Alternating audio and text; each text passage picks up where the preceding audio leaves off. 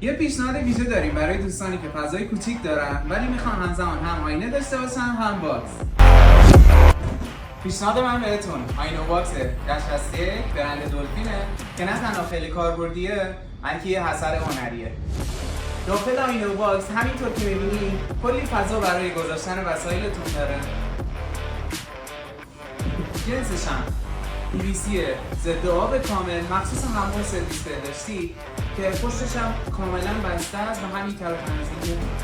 از این آینه باکس با خیال راحت میتونید توی همون سرویس بهداشتیتون استفاده کنید چون آینه‌ش هم کامل ضد آبه و جنس بدنش هم کامل ضد آب طراحی شده.